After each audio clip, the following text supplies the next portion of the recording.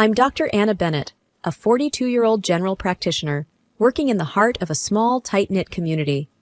My life, on the surface, seems straightforward, but like everyone, I have my share of complexities.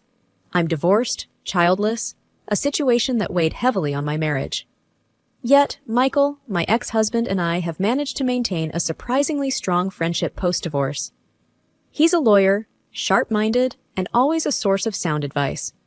Our split was amicable, largely due to our mutual understanding and respect, especially regarding my inability to bear children.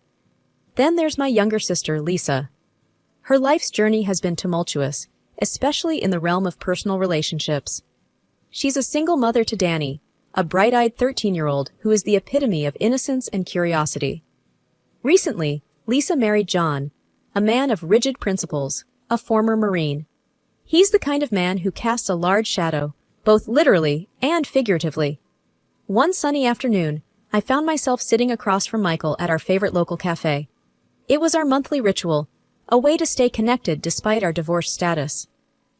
"Anna, you look a bit off today. Is everything all right?" Michael's voice was laced with concern, his eyes searching mine for clues. I let out a weary sigh, my fingers tracing the rim of my coffee cup. "It's Lisa and John. Something's not right there. I'm worried about how it's affecting Danny." Michael leaned forward, his expression turning serious. "John's a tough guy, an ex-Marine, right? Has he been causing problems?" "It's not just John. It's Lisa, too. She's changed since marrying him. She's become submissive, almost like she's lost her sense of self. And Danny, he's caught in the middle of it all." Michael nodded slowly. "Have you tried talking to Lisa about your concerns?" The memory of my last attempt made me grimace. I did. It ended in a shouting match. She accused me of being jealous, of not understanding what it's like to have a real family because I don't have children of my own. The hurt from that conversation still stung. Michael reached across the table, his touch reassuring. "Anna, you're one of the most compassionate and caring people I know. Don't let Lisa's words get to you. She's probably just defensive." I gave a weak smile. "Thanks, Michael. I just wish I could do something for Danny. He's become so withdrawn lately." "Why don't you spend some time with him? Maybe he'll open up to you," Michael suggested. "That's a good idea. I'll try to talk to him this weekend." We spent a few more minutes chatting, mostly about Michael's latest cases and some of my challenging patients at the clinic. As we parted ways, my mind was already planning a visit to Lisa's place, hoping to find a way to reconnect with Danny. The drive to the clinic was a blur, my thoughts consumed with concern for my nephew. I knew all too well how family dynamics could impact a child, especially in a household where one parent's personality overshadowed the other's. I had seen it in my practice, the silent cries for help hidden behind the facades of normal family life. After my coffee with Michael, I decided it was time to have a serious talk with Lisa about her new life with John. It was a Saturday, and I figured a visit might be overdue. So, I drove to Lisa's house, rehearsing the conversation in my head. When I arrived, Lisa opened the door, a forced smile on her face. "Anna, what a surprise! Come in." The living room was tidy, almost too perfect. Danny was sitting on the couch, his eyes glued to a video game. "Hey, Danny," I greeted him. He just nodded without looking up. Lisa led me to the kitchen. "Coffee?" she offered. "Sure, thanks," I replied, sitting down at the kitchen table. The air was tense, and I knew this wasn't going to be easy. I took a deep breath. "Lisa, we need to talk. About John and how things are at home." Lisa stiffened, her back straightening. "What about John? He's a good husband." "It's just, you seem different, like you're not yourself. And Danny, he seems unhappy." Lisa's eyes flashed with anger. "You think you know better? Just because you're a doctor? You're not a mother, Anna.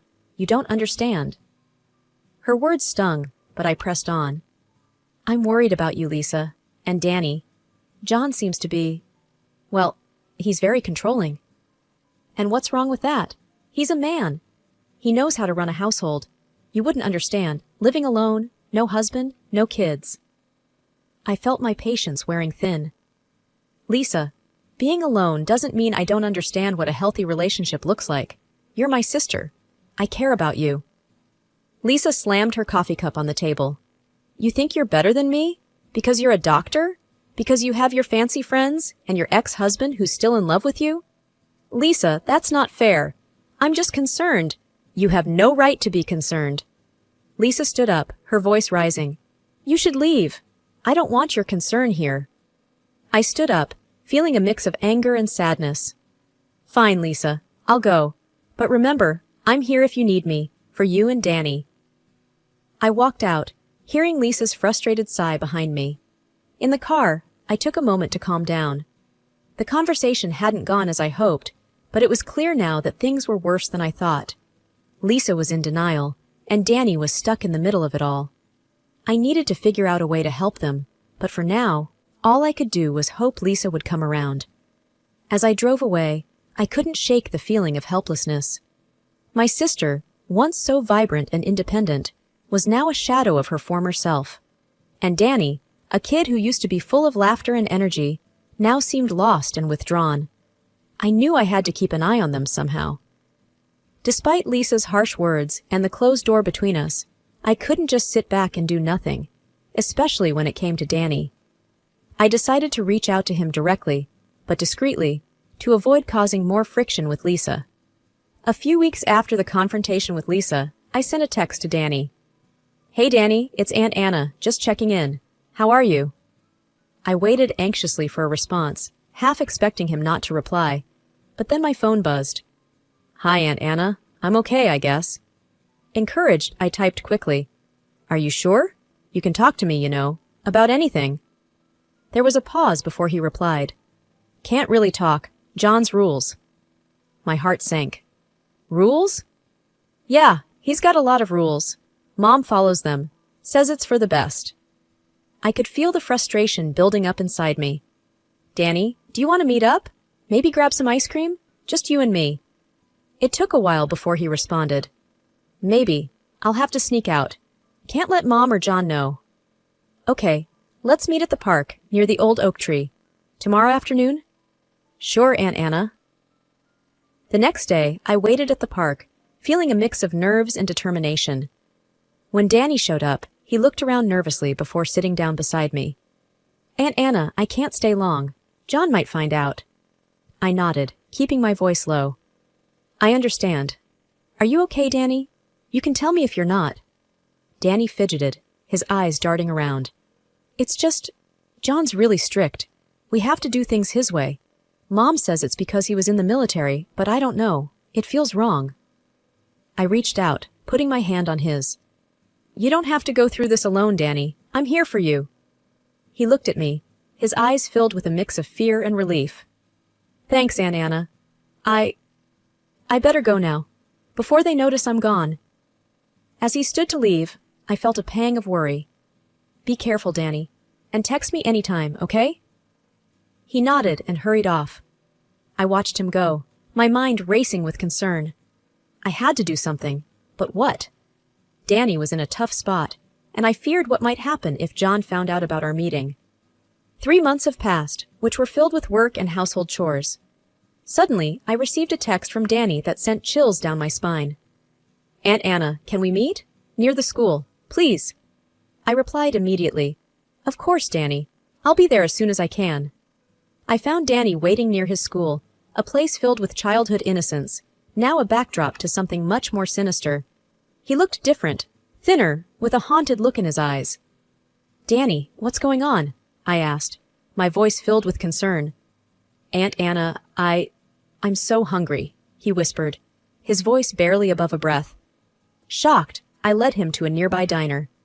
Order whatever you want, Danny. As he devoured the food, I noticed him wincing as he moved. Danny, are you hurt? He hesitated, then slowly rolled up his sleeves, revealing abrasions on his arms. My heart sank at the sight. Danny, how did this happen?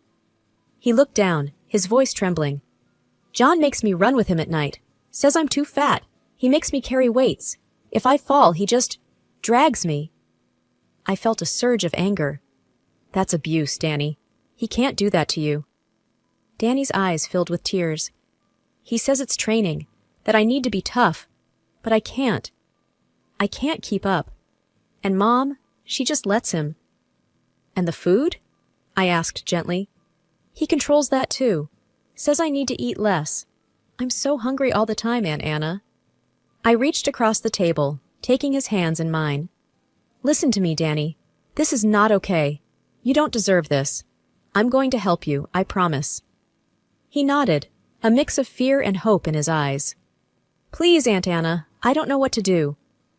After the diner, I drove him back to school, my mind racing with the gravity of what he had shared. I knew I had to act, to protect Danny from further harm, but I also knew I had to tread carefully. Confronting John directly could make things worse for Danny. As I watched Danny walk back to school, a determined resolve settled within me. I would do whatever it took to ensure his safety. This was no longer just a family matter. It was a child's well-being at stake. I knew I had to take action. But I also knew that confronting John or Lisa without solid proof would be futile. I needed evidence of the abuse. I began by doing some research on how to legally gather evidence. Then, with a heavy heart and a determined mind, I set out one evening to discreetly follow John and Danny on one of their so-called training sessions. Hiding in the shadows, I watched as John and Danny started their nightly run. Danny looked exhausted before they even began. I started recording on my phone, making sure to stay hidden. As they ran, John's harsh words cut through the quiet night. "Move it, Danny. You're so slow." Danny stumbled, his breath ragged. "I'm trying, John. I'm really tired." "Tired? You're just lazy. Pick up those weights and keep going." I felt a wave of anger watching John berate my nephew. I captured everything on my phone, the evidence of John's cruel treatment stacking up with every recorded minute. After a while, Danny collapsed, unable to run any further. John's reaction was immediate and harsh. He grabbed Danny by the arm, pulling him up roughly. "Get up! You're not quitting!" Danny winced in pain, tears streaming down his face. "Please, John, I can't." I had seen enough. I stopped recording and made my way back home, my mind racing. The video was damning, but I knew I needed more than just one incident to make a solid case. Over the next few nights, I continued to gather evidence, each video more disturbing than the last. Danny's suffering was palpable, and with each passing day, my resolve to put an end to this abuse grew stronger. Once I felt I had enough evidence, I called Michael. "Michael, it's Anna. I need your help. It's about Danny." "Anna? What's wrong? Is Danny okay?" "It's complicated. Can you come over? I have something important to show you." "Of course, I'll be right there." When Michael arrived, I showed him the videos. His expression turned from concern to shock to anger. "This is terrible, Anna. We need to do something about this immediately." "I know, but we need to be careful. We can't just barge in. We need a plan." Michael nodded. "Let's think this through. We need to protect Danny and build a case against John that's indisputable." We spent the rest of the evening strategizing, determined to find the best way to save Danny from his living nightmare. Armed with the evidence Michael and I had compiled, our plan was to confront Lisa and John. But fate had other plans. One evening, while secretly observing another of John's grueling training sessions with Danny, something went terribly wrong. It was a particularly brutal session. Danny was visibly struggling, his steps faltering under the weight he was carrying. John's voice was relentless, pushing him beyond his limits. "Move faster, Danny! You're not even trying!" John shouted. Danny's voice was weak, gasping for air. I can't, John. Please."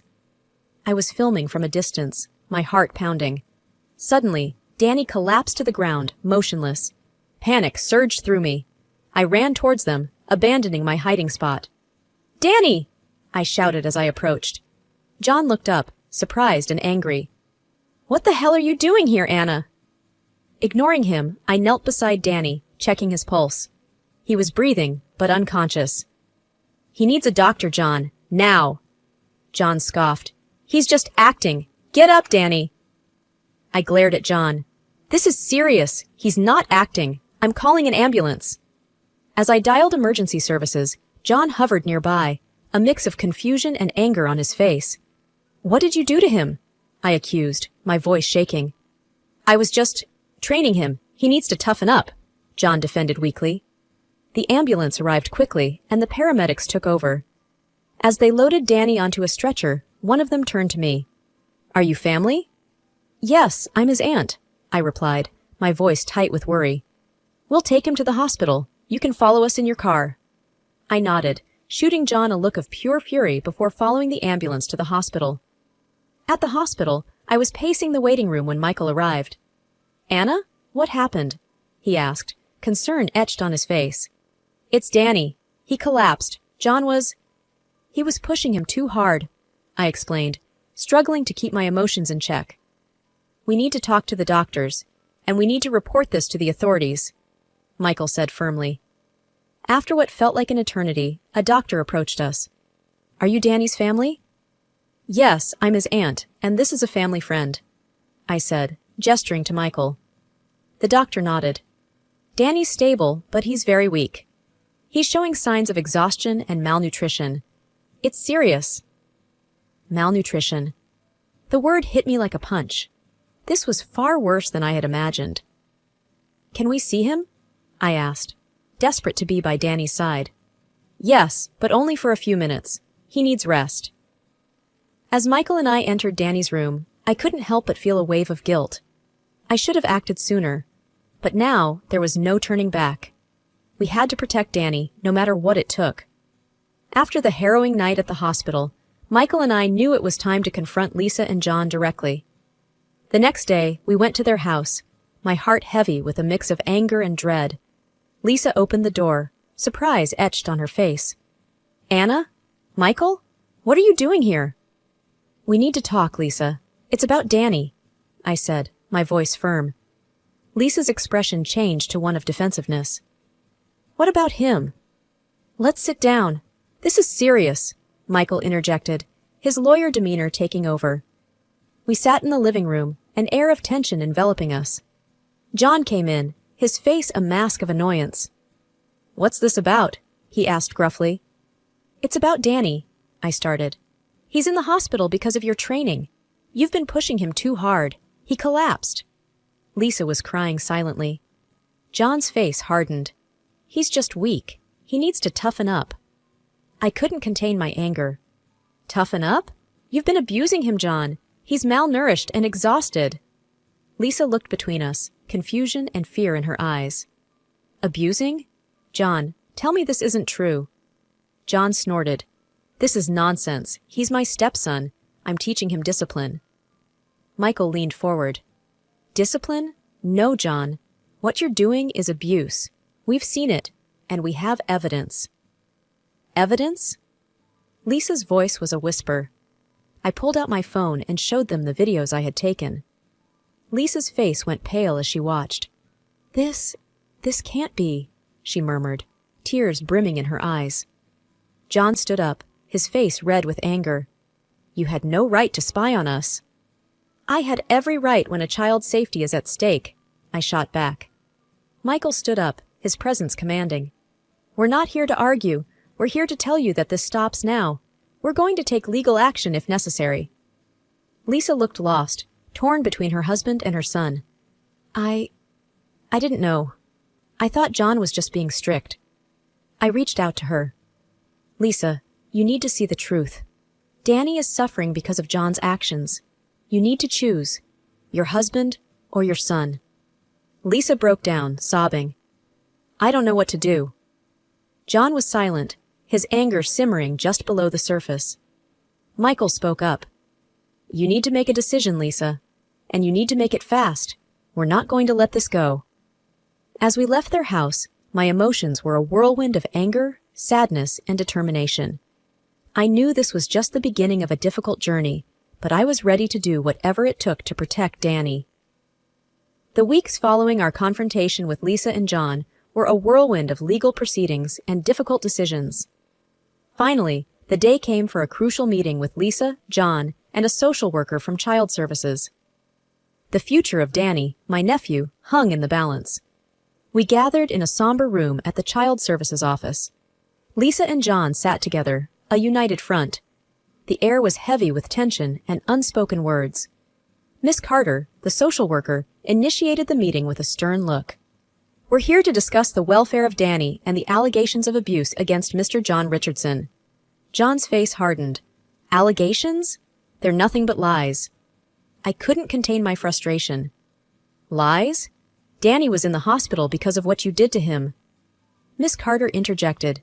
Please, let's remain civil. We have substantial evidence of the abuse.